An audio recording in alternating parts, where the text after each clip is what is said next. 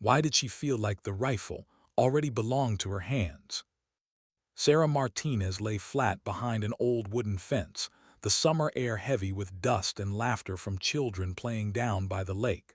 The rifle in her grip wasn't much, just a .22 caliber trainer with iron sights, scratched from years of camp use. But at 17, she felt the weight of it as if it were something more, something waiting to be unlocked. "Keep your breathing steady," came the voice behind her. Calm, low, the kind of voice that didn't need to be loud to command attention. Jake Morrison, the survival instructor, 50-something with weathered hands and eyes that didn't miss much. Nobody really knew his past, only rumors of the military. Most of the counselors avoided his quiet stare. Sarah didn't. She just couldn't. She focused on the paper target 50 yards away. Around her, the other teenagers fumbled, shots going wide, flinches with every trigger pull, nervous laughter to hide frustration. One boy muttered that his dad had always said he couldn't hit the broadside of a barn. The sound of their failures almost pulled Sarah away from herself. Almost. She blocked it out, inhaled, let it fall into stillness, held the pause gently squeezed. Crack! The rifle barked, and through her sights she saw it, a clean hole dead center, not luck, not noise, just right. Beginner's luck, someone laughed behind her, but Jake had already walked forward. He studied the target up close. His face was unreadable. No grin, no nod, just silence. Then, softly, "Try again." Sarah reloaded, felt the weight of his eyes watching her, felt her pulse in her fingertips. She fired again. And again the bullet bit within millimeters of her first shot, a perfect echo, too perfect to ignore. Around her, voices whispered, "That's impossible." But Sarah only looked at Jake. And Jake, he pulled a small notebook from his pocket, scribbled something, then closed it as if he'd just written a secret. The rest of the lesson blurred. She outshot them all, tight groupings where others barely touched paper. By the time the sun dipped low and shadows stretched across the field, the gap between her and the others had become undeniable. When the group drifted back toward camp, Jake lingered. He found her still cleaning the rifle at the bench. She looked up, wary. He wasn't smiling. He never really smiled. "You've done this before," he said. It wasn't a question. Sarah shook her head. "Never. My parents don't even allow guns in the house. They think they're dangerous." Jake studied her expression, searching for lies. "Your stance is too natural. Your breathing's too good. Someone taught you." She set the rifle down. "No one. Today was my first time." Jake was silent for a long beat. The lake breeze carried children's voices, innocent and distant, as though from another world entirely. He finally asked, "What do you plan to do after high school?" Sarah shrugged, trying to sound casual. "College, I guess. My parents want me to study something safe. Business, maybe medicine, something practical." "And what do you want?" The question lingered heavier than the rifle had. She looked out at the range, her hands still faintly smelling of gun oil. "Something that matters, something that makes a difference." Jake nodded slowly. His eyes, sharp and distant, softened just for a heartbeat. He'd heard words like that before, from recruits who didn't yet know what those words would cost them. "Would you be interested in some additional training?" His voice carried no excitement, no persuasion, just quiet fact. "After camp hours, nothing official." She blinked, caught off guard. "You'd do that? Why?" Jake's gaze seemed to drift back to another lifetime. A grizzled sergeant shouting in the rain, long nights on rooftops in places no one would ever remember. A mentor who'd once given him a chance. He breathed out. "Because talent like yours shouldn't be wasted. And because I think you could be something special." The words landed in Sarah's chest like a quiet thunder. Nobody had ever said that to her. Nobody had looked at her and seen more than a good student, a dutiful daughter. She felt something stir, a strange mixture of pride and fear. "What kind of training?" she asked carefully. "Advanced marksmanship, proper technique, different rifles, different conditions. I can show you things most people never learn." Sarah thought of her parents, their expectations, their warnings. She imagined explaining this to them and knew instantly she never could. Still, her voice betrayed her excitement. "I'll think about it." "Take your time," Jake said. Then he added, almost like a warning, "But what you did today doesn't happen by accident. You have a gift, and gifts come with responsibility." That night, lying in her bunk, Sarah stared at the ceiling as her bunkmates whispered about camp crushes and college applications. Their words felt light, unanchored. Sarah's mind drifted elsewhere, to the crack of the rifle, the hole in the center of the paper, the way Jake had looked at her as if he saw something she didn't yet understand. And deep inside, beneath the nerves and doubts, a quiet voice whispered, "This isn't the end of something, it's the beginning." The next morning, Jake was already setting up targets before the sun rose. He placed them at odd distances, half hidden behind brush and trees, as if building a puzzle only he understood. When Sarah arrived early, he wasn't surprised. He simply handed her a rifle, not the camp's battered trainers, but something heavier, a hunting rifle with a proper scope. "This one requires more discipline," he said. His tone was clipped, but Sarah caught the faint glimmer of approval in his eyes. She lifted the rifle, surprised by its balance. "Where did you learn all this?" "The military." He adjusted another scope. 20 years, some of it spent in places where precision meant life or death. She hesitated, studying him. "Were you a sniper?" Jake's silence was an answer in itself. When he finally spoke, his voice was distant. "I was many things. Today I'm your instructor. That's what matters." Through the scope, the world shifted. The paper target, now 200 yards away, seemed impossibly small. Her breath fogged the lens for a moment. She thought of his words, life or death, and shivered. "How do you even account for everything?" she asked. "Wind, distance, all of it." "Experience and practice." He crouched beside her. "But first, consistency. Every shot should be identical, same stance, same breath, same trigger pull. Consistency is everything." The shot rang. She missed, just barely, but the hole was close enough to tighten Jake's expression. He studied her, and for a moment she thought he might smile. But instead he said only, "Better. Don't get cocky. The moment you think you've mastered this is the moment you fail." She tried again, missed, then adjusted, then hit. Again and again. Each shot felt heavier than the last, not just because of the rifle, but because of what it represented.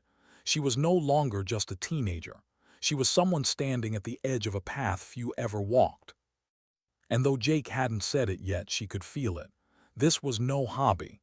This was something that could shape her life, something that could save lives or take them. Later, as the light faded, she finally asked, "Why me? Why teach me all this? This isn't camp stuff. This is military." Jake cleaned his rifle slowly, the way a man might polish memory itself. "Because you're exceptional, and because I've learned one thing in my years. The universe doesn't waste talent. If you've been given this gift, it's for a reason." Sarah felt the words settle in her chest, both comforting and terrifying. She wanted to ask more, but she stopped, because deep down she already knew. That night, when the others laughed and swapped stories, she stayed quiet, because she was beginning to carry something heavier than they could imagine. A secret, a responsibility, and though she didn't yet know where it would lead, she could feel it pressing in all around her.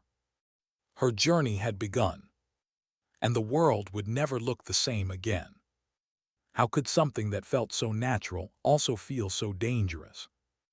The rifle kicked against her shoulder. The shot cracked across the valley, and for one suspended breath, Sarah Martinez swore the world went still. The target, no bigger than a dinner plate, jerked with impact at 200 yards. Her second attempt had been cleaner, sharper than the first, and she hadn't even blinked. Jake's voice came low behind her. "You're overthinking the wind." Sarah frowned, still peering through the scope. "I adjusted left." "You adjusted too much. Trust yourself more. Your instincts are faster than your mind." She exhaled, uncertain. The idea that her body could outpace her thoughts unsettled her. Yet when she fired again, this time without overthinking, the bullet snapped almost dead center. Her chest swelled with quiet triumph, but Jake didn't praise her. Not yet. "Better," was all he said. Then he leaned closer, his words measured. "Don't let excitement fool you. The second you think you've mastered this is the second you lose." Sarah wanted to smile, wanted to bask in his approval, but his eyes were too sharp, too heavy with something unsaid. She swallowed it down. This wasn't about pride. This was about precision, discipline. Hours bled away. The sun lowered, shadows stretching like silent spectators across the range. She missed more often at these longer distances, but each near miss carried its own lesson. Every correction made her sharper. She was growing. And yet with every shot she felt the weight of Jake's gaze pressing deeper, like he wasn't just training her, like he was measuring something, something even she didn't understand yet. Finally, during a pause, she turned to him. "Why are you teaching me this? This is more than camp." Jake cleaned his rifle in slow, practiced motions. "Because you have potential most people never touch. Because in my life, I've seen what happens when that potential goes to waste." His eyes stayed fixed on the barrel. "And because you might one day find yourself in situations where these skills matter." Sarah felt a chill slide over her skin. "What kind of situations?" "That's not for me to decide." He looked up finally, eyes flat, unreadable. "But gifts like yours, they don't appear by accident." She hesitated. The question trembled out before she could stop it. "Have you ever had to use these skills in combat?" Jake's hands froze on the cloth, a long silence. When he finally spoke, his voice was rougher, quieter. "Yes, more times than I care to count." The words hung between them, heavy, real. "Does it bother you?" she asked softly. Jake's stare drifted past her toward memories far away. "Every shot was to protect innocent lives, my fellow soldiers, people who never even knew danger was close. That doesn't make it easy. It just makes it necessary. The weight never goes away. It just becomes a part of you." Sarah nodded, her throat tight. She looked back through the scope. The target swam into view again, but now it wasn't just paper. In her mind's eye she imagined faces, lives, the unseen ripple of a bullet through someone else's world. For the first time she understood this wasn't a game, this wasn't a sport, it was something heavier, something sacred or dangerous or both. "I still want to learn," she whispered. "But I don't just want the technical parts. I want to understand the responsibility too." Jake studied her for a long time. Then finally he nodded once. "That's the only right answer." Days that followed blurred into something larger than camp. Each morning, while the others played games with the kids, Sarah was on the range. She learned about ballistics, how wind could betray you, how humidity whispered through a shot, how a single heartbeat could pull a rifle just enough to ruin it all. At night, while counselors told ghost stories by the fire, Jake took her to the ridge where the valley yawned below. He handed her a rifle fitted with night optics, and the world bloomed green and white through the scope. Her breath caught. "It's like seeing with new eyes." Jake's tone was steady. "Low light changes everything. Depth perception, timing, judgment. A sniper earns their name here, not under the sun." The targets glowed faintly in the dark. Sarah's first shot went wide. The second clipped close. By the third, she was hitting steel in near silence. Each strike rang like a muted bell in the night. She felt almost untouchable, like she was stepping into another version of herself. But then Jake spoke again. His words brought her back to the ground. "Sometimes one of these shots decides the fate of dozens, sometimes more." His voice was quieter than the wind. "Don't ever forget what that means." Sarah lowered the rifle slowly. Her hands trembled. She had never asked what Jake had done in his past, never demanded specifics. But in that moment, she didn't need to. The look in his eyes told her everything. He wasn't just teaching her to shoot. He was teaching her how to carry a weight he still carried himself. She wanted to ask how he lived with it, how he slept at night. But she already knew the answer. He didn't. Not fully. and she wondered if one day she'd be staring into the dark the same way, haunted by the echo of shots nobody else would ever hear. Still, she trained harder, learned faster. She could hit targets out to 400 yards by the third week. She could estimate distance by sight alone, read wind by watching leaves stir, hold her breath until the world stilled around her. She pushed herself past exhaustion because somewhere deep inside, a fire had been lit. She didn't want to just be good. She wanted to be ready, though she still didn't know for what. One evening, Jake led her up a rocky outcrop overlooking the valley. Shadows gathered in the folds of the earth. He set up a scenario, targets hidden, distances unpredictable, the kind of puzzle only a sniper could solve. Sarah lay prone, the scope pressed against her eye, her heartbeat slowing into silence. Her first shot struck true. The second too. The third, hidden behind a half-broken tree, tested her more than any before. She adjusted, fired. And when the target rang, she felt something bloom in her chest, pride, maybe even joy. She wanted to smile, to laugh, to share it with Jake. But when she turned, his face was grave, like he had seen this before, like he. Why did his silence feel heavier than any praise? Sarah lay on the rocky ground, chest rising and falling, the echo of her last shot still clinging to the valley. The steel target had rung true, but Jake's face didn't soften. His eyes held that faraway look again, the one that made her wonder what ghosts lived behind them. "Good," he said finally. His voice was quiet, clipped, then harder, but skill without discipline. That's a blade without a sheath, dangerous to everyone, including you. The words landed like a stone in her stomach. Pride shrank into doubt. She nodded, pushing the rifle stock tighter against her shoulder as if bracing herself not just for recoil, but for responsibility. On the hike back, the night wrapped them in silence. Crickets hummed, the forest breathing all around them. But inside Sarah's head, questions screamed. What was he holding back? What had he seen or done that weighed him down so much he could barely let her enjoy a clean shot? Back in her bunk, she stared at the ceiling. Everyone else laughed, whispered about counselors and silly crushes. She barely heard them. All she could think about was Jake's voice, low, steady, carrying truths he refused to say aloud. What was this path he was steering her toward? And why did it feel less like a choice and more like a destiny? The next morning, Jake pushed her further. Targets at moving angles, shifting winds, awkward positions that left her elbows bruised from hours in the dirt. At first she missed, clenching her jaw in frustration. But each miss made her sharper. By the end, she was adjusting without thinking, striking steel before the target had fully stopped swinging. Jake only said, again, as if her progress was expected, as if he had known all along.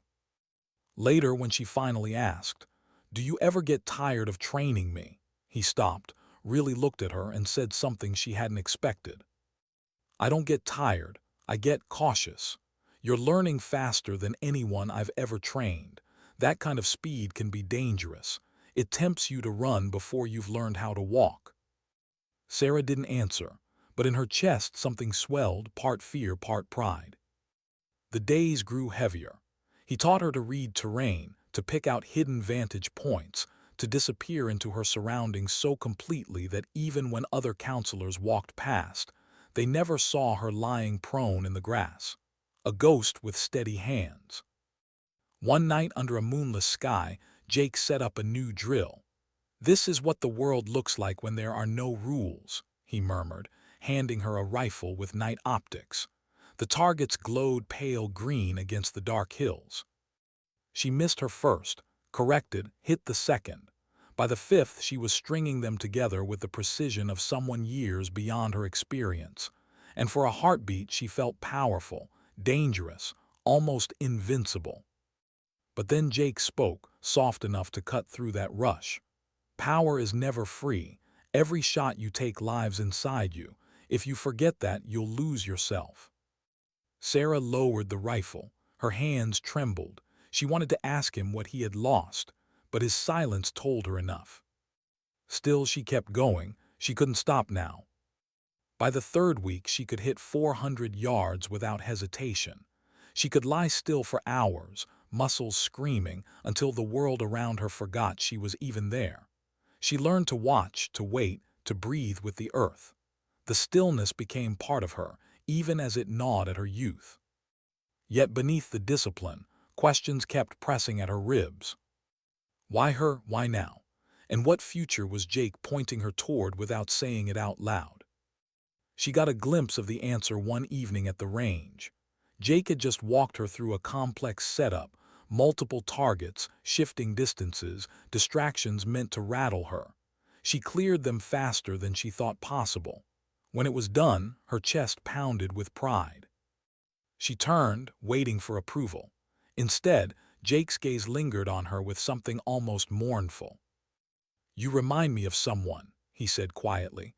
"Someone who thought talent alone would carry them through." Sarah hesitated. What happened to them? Jake's jaw tightened. For a long moment he said nothing. Then, finally, they didn't live long enough to learn discipline. The words chilled her more than the night air. On the walk back, Sarah barely spoke. She couldn't shake it. She wasn't just a student to Jake. She was a shadow of someone he had lost, someone who had burned bright and burned out too fast. That night she lay awake again, hearing his words echo.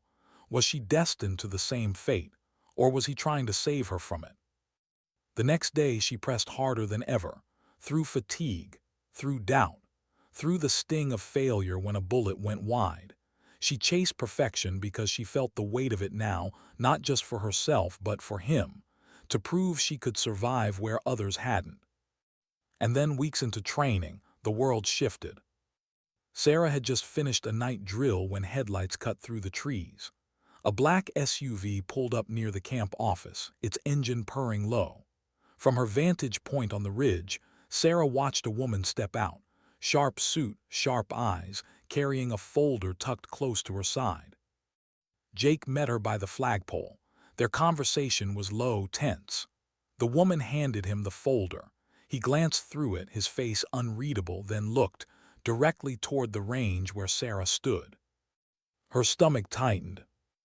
An hour later, Jake found her alone, still cleaning her rifle. His expression was graver than she had ever seen it. "We need to talk," he said. "Pack up your gear, meet me at the Overlook in an hour." And just like that, Sarah knew. Whatever path she was on, it was no longer just between her and Jake. Someone else had noticed. What did the woman in the black SUV want with her? Sarah sat at the Overlook where Jake had told her to meet him. The camp spread out below, kids splashing in the lake, counselors tossing frisbees like life was nothing but sunlight and laughter. It all looked too normal, like she didn't belong in it anymore. Her fingers traced the cold metal of her rifle, waiting. When Jake appeared, his steps were heavier than usual. He lowered himself onto the fallen log beside her, eyes fixed on the distant mountains. For a long moment, he didn't speak. "That woman wasn't here by accident," he said finally. "She's government, special programs." Sarah's pulse skipped. "For you." "For you?" He opened the folder she'd seen exchanged earlier. Stamped pages, seals she didn't recognize, reports that looked clinical, but the name printed on the first page made her throat tighten. Sarah Martinez. She skimmed the lines. Her progress recorded in cold numbers, accuracy rates, reaction times, endurance scores. Reading it felt like seeing herself described as a machine. "They've been watching me." Her voice came out sharper than intended. Jake's expression didn't shift. "I may have shared your results with people I trust, former colleagues. Sarah, what you've achieved in weeks takes others years. Word like that doesn't stay quiet." Sarah's stomach clenched. The air around them felt thinner. "What do they want?" Jake's eyes hardened. "To give you an option, a scholarship, university of your choice, but with summers spent differently, training, languages, analysis, advanced marksmanship. They call it preparation, for intelligence, special operations." Sarah tried to breathe evenly, but her chest felt tight. She thought of her parents, her mother dreaming of her in white coats, her father proud of the safe road ahead.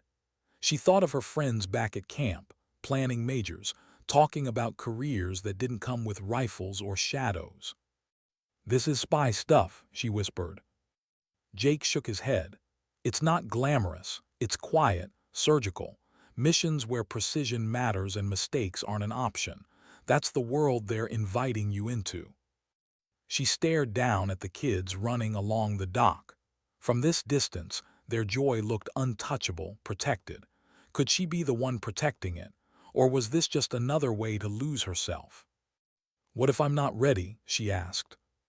"You'll have years of training before you're ever operational," Jake said. His tone softened. "But readiness isn't just about skill. It's about choice.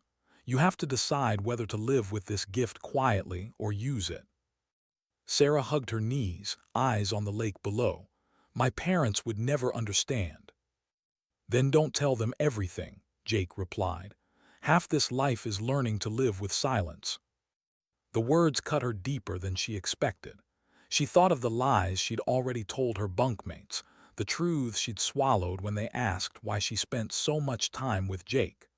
Was this just the beginning of becoming someone no one truly knew? That night the campfire roared. Counselors roasted marshmallows, laughter floating into the night. Sarah sat on the edge of the group, flames painting her face in orange light. She looked at Tommy joking with Jessica, at David leaning back to watch the stars, and realized they were already drifting somewhere she couldn't follow. She wasn't just a counselor anymore. She wasn't even just Sarah. She was something else now, something Jake had helped awaken. Later, when the fire died and the camp sank into sleep, Jake found her again at the range. "I want to show you something," he said. He led her to a section of land she hadn't seen before. Targets scattered across uneven terrain, some half-hidden, some moving on crude pulley rigs. He set the timer, his face unreadable. "This is closer to reality than you've ever trained. Hostiles, civilians, pressure. Think carefully. Every miss could mean the wrong life lost." Sarah swallowed hard. Her palms were damp against the rifle. She scanned, calculated, picked her sequence. The timer clicked alive. She fired, moved, repositioned. Steel rang, dirt puffed, her breath sinking to the rhythm of recoil. 4 minutes later, the last target dropped. Silence stretched. Her chest heaved. Jake studied her, and for the first time she thought she saw it, something like awe. "That," he said quietly, "was flawless." Her pulse raced, pride surged, but beneath it was fear. Because if she was already this good, what would they turn her into? She stared down at her hands, still trembling from adrenaline. For the first time, she wondered if the choice she thought she had was already slipping away. Behind them, the night carried on like nothing had changed. But Sarah knew better. Somewhere far beyond campfires and cabins, a door had opened, and she was standing in its shadow. How do you decide between the life your parents dreamed for you and the one the world is now demanding?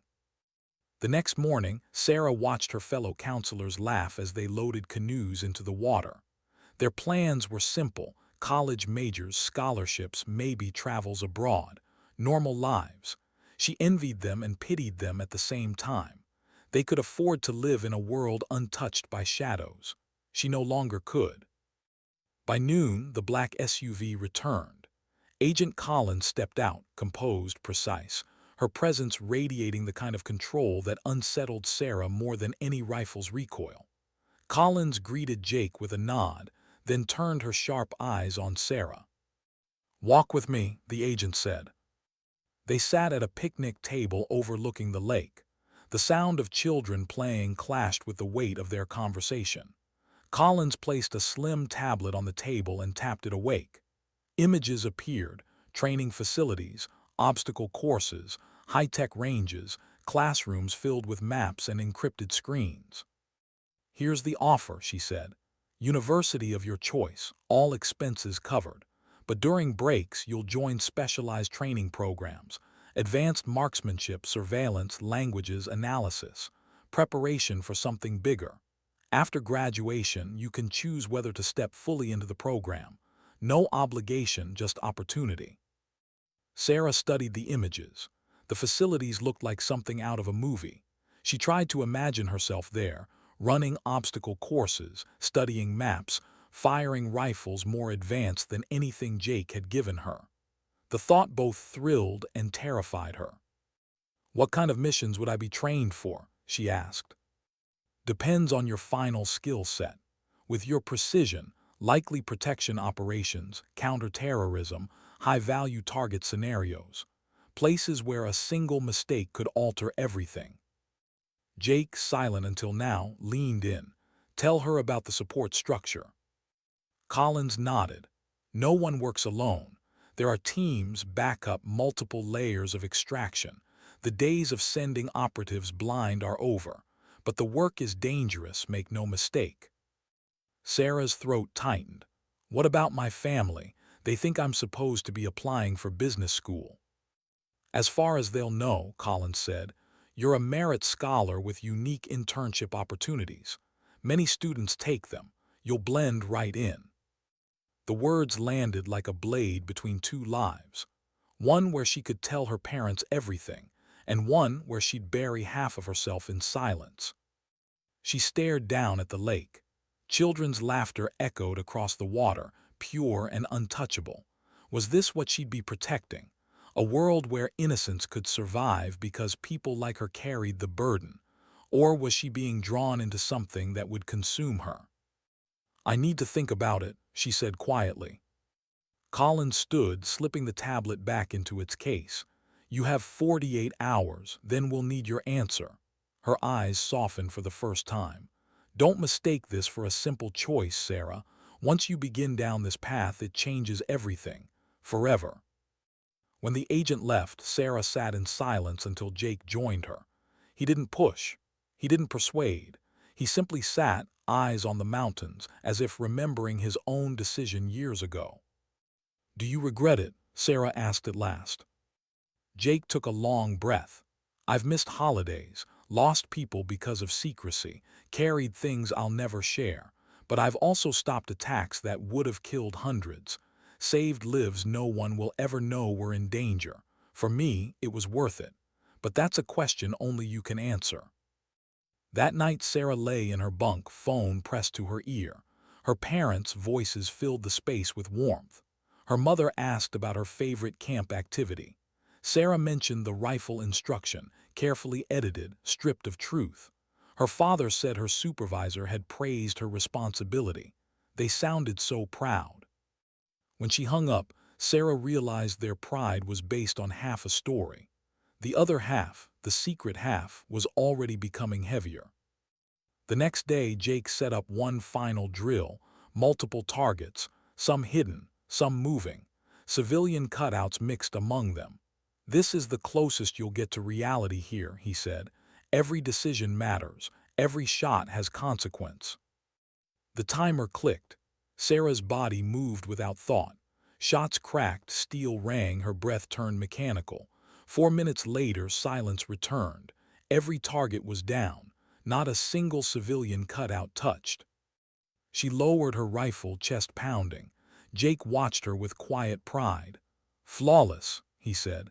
"You just completed a drill that challenges active special operators." Pride surged in her veins, but beneath it was something else. The recognition that she wasn't just a teenager anymore. She had stepped into a world she could never step back from. When the timer beeped its end, so did the illusion of choice. She felt it deep in her bones. The decision was no longer about whether she could walk away. It was about whether she could live with herself if she did. How do you live two lives without losing yourself in either? Sarah sat on her bed at home weeks later, textbooks stacked neatly beside her, college brochures scattered across the desk. Her parents talked in the next room, voices bright with hope. They thought their daughter was back on track, applications, grades, safe futures. They had no idea that inside her drawer lay something else entirely. A card with a number she wasn't supposed to show anyone, and a promise she had made to herself the day she left camp. She had chosen.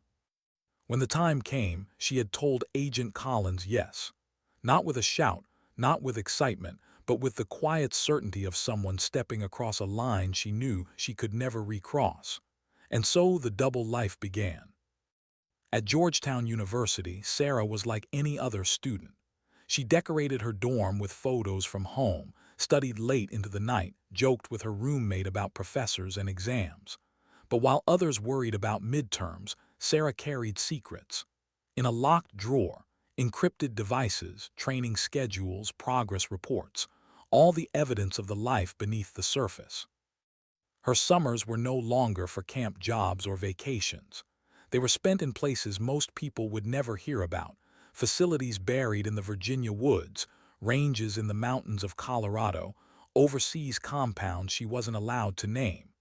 Each session peeled away more of the girl she had been. Each exercise built someone sharper, harder, more disciplined. She learned languages until they rolled off her tongue in dreams. She studied surveillance until she could walk through a crowded street and pick out the one man who didn't belong. She ran obstacle courses until her lungs burned, then ran them again. And when the rifles came out, she reached distances that left seasoned operatives shaking their heads. But what unsettled her most wasn't her progress. It was how natural it felt. At night, when she lay back in her dorm listening to her roommate sleep, she sometimes wondered, was she still Sarah Martinez, dutiful daughter, ambitious student?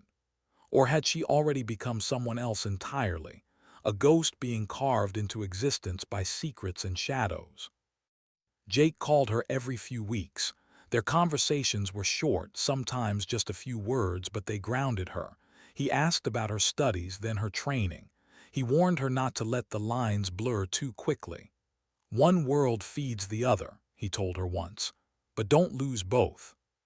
Still, the strain was real. Sitting in lecture halls, she'd watch classmates stress over essays, while she silently carried memories of night drills where a mistake could have meant simulated hostages dead. The gap between their concerns and hers grew wider every semester. And yet she couldn't let go of either world. She needed both, the student and the shadow, the daughter and the sniper in waiting. During her sophomore winter, the line finally snapped. She was in Colorado, snow crunching under her boots, rifle heavy on her shoulder. It was supposed to be another advanced training session, a stalking exercise through the mountains. But halfway through, Agent Collins appeared, her expression harder than Sarah had ever seen. "We have a situation," Collins said without preamble, "not training, real." Sarah froze, her breath plumed in the cold. A mission. A diplomat and her family. Hostages. Execution deadline tomorrow. Demands we can't meet. The terrain makes traditional rescue impossible. Collins' words came fast, clipped. She laid satellite photos across the snow. A compound, 4 guards positioned at intervals, one entrance, hostages inside. Sarah's eyes narrowed. She was already calculating distances, sight lines, approach angles. You need someone to clear the guards from long range. Collins met her gaze. Exactly, 800 to 1,200 yards, mountain winds, civilian lives at stake, no margin for error. Sarah's chest tightened. Her mind screamed that she wasn't ready, that she needed more time, but her training whispered another truth. Technically, she could make those shots. "Why me?" she asked. "Because your scores are higher than any active operative we have in those conditions, and because our other teams are committed elsewhere. You're the only one who can do this." Sarah's throat went dry. "What about Jake? He trained me." Colin's face hardened. "He's retired, not cleared for active field work." "Then I'm not going," Sarah said instantly. Her voice shook, but her resolve did not. "If I take the mission, Jake comes with me. He knows my breathing, my timing, my instincts. I won't do it without him." The silence stretched. Then Collins turned, muttering into her radio. Minutes later, she returned. "Fine. He'll be authorized as a civilian contractor, but this will be his last. For both of you, everything changes after this." 12 hours later, Sarah sat on a military transport, strapped into a seat beside Jake. Maps spread across their laps, radios humming with chatter.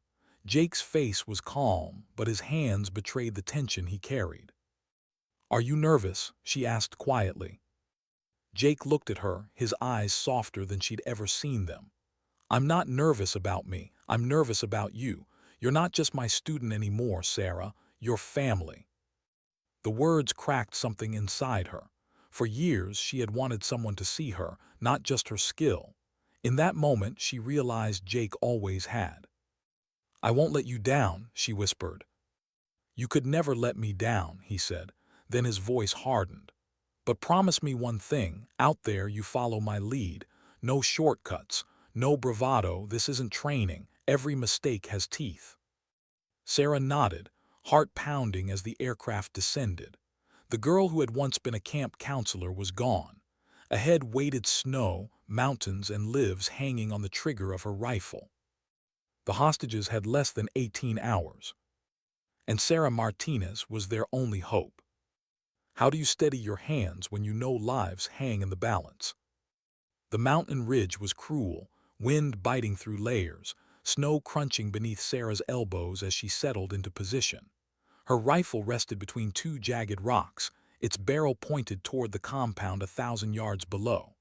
The world looked peaceful at a distance, stone walls, faint lantern light, shadows packing their posts. But Sarah knew better. Inside that small stone building, a diplomat and her family waited, terrified, hours from execution. Jake lay beside her, binoculars pressed against his face. His voice came through a throat mic, calm as ever. "Wind steady at 8 northwest, temperature dropping, visibility good." Sarah adjusted her scope, heart thrumming in her ears. Through the glass, the guard on the north perimeter sharpened into focus. A cigarette dangled from his mouth, smoke curling into the cold air. He couldn't have been older than her. Her chest tightened. This wasn't paper, this wasn't steel. This was flesh and blood. Jake's voice broke the silence. "Remember why we're here. The diplomat has 2 children inside, 8 and 10. They don't see tomorrow if we fail tonight." Sarah swallowed hard. Her breath fogged the lens. She forced herself to settle into the rhythm Jake had drilled into her for years. Inhale, pause, exhale, stillness. "Wind check," she whispered. Jake scanned the grass around the compound. 8 steady, no change. Her finger hovered. For a fleeting moment, she saw not a guard but a boy like the ones back at camp, complaining about summer jobs, joking about college applications. She almost froze. Almost. "On target," she murmured. "Send it," Jake confirmed. The rifle cracked. The sound was swallowed by the valley. Through her scope, Sarah watched the guard's body collapse silently to the ground. No cry, no time, just gone. Her hands trembled, but there was no pause. She slid to the next mark. Guard 2 patrolling the east side. Range 950 yards, still unaware. Her breath steadied, finger squeezed. Crack. Another figure dropped. Guards 3 and 4 reacted instantly, weapons raised, running toward the center.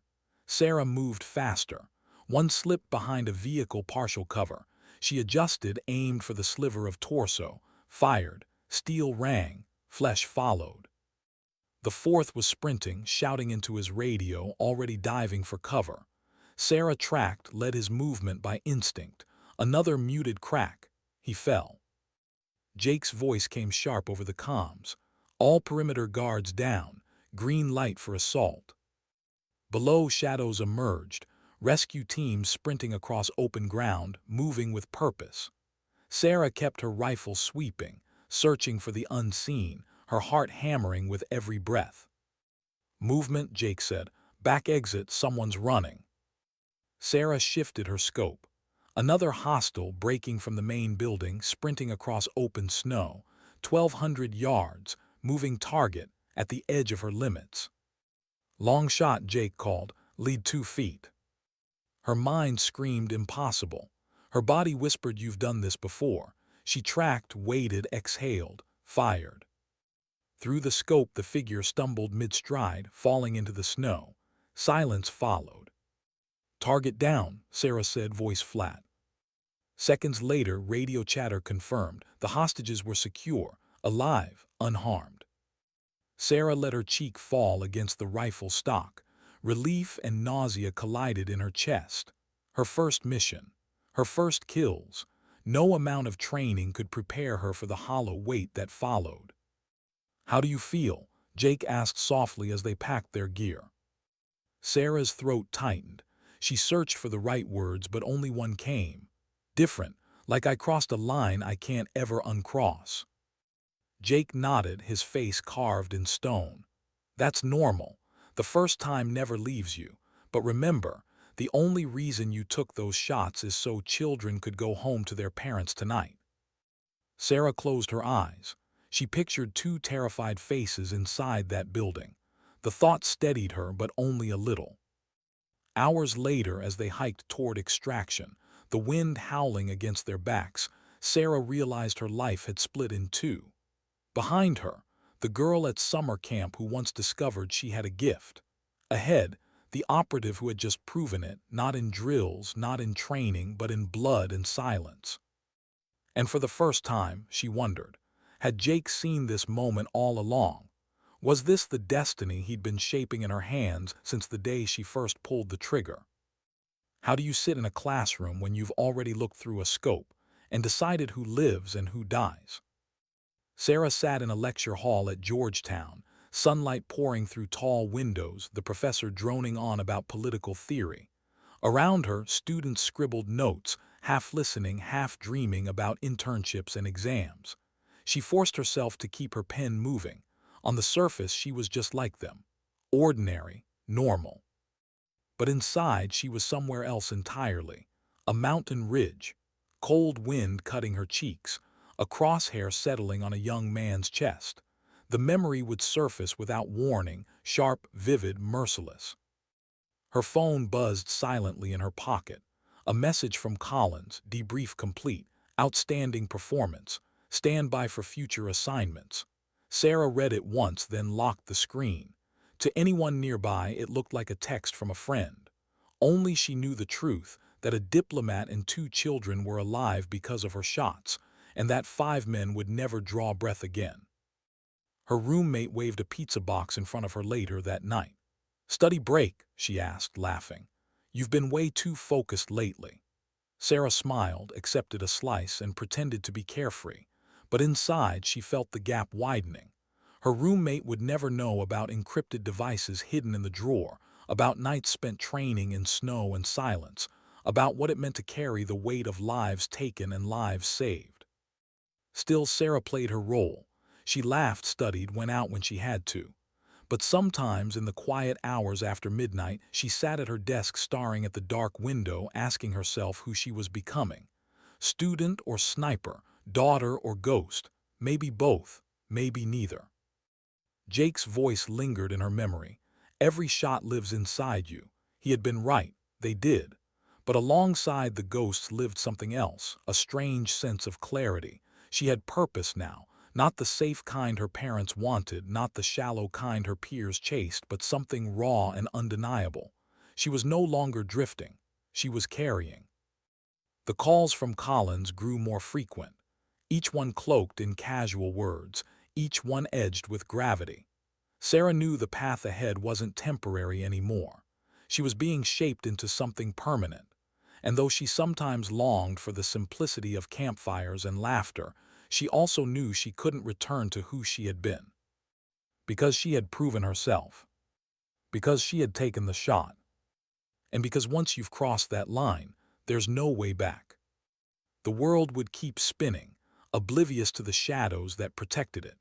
Her classmates would keep worrying about finals and futures, never knowing that one of them had already altered the course of lives thousands of miles away. Sarah closed her eyes, letting the silence of her dorm wash over her.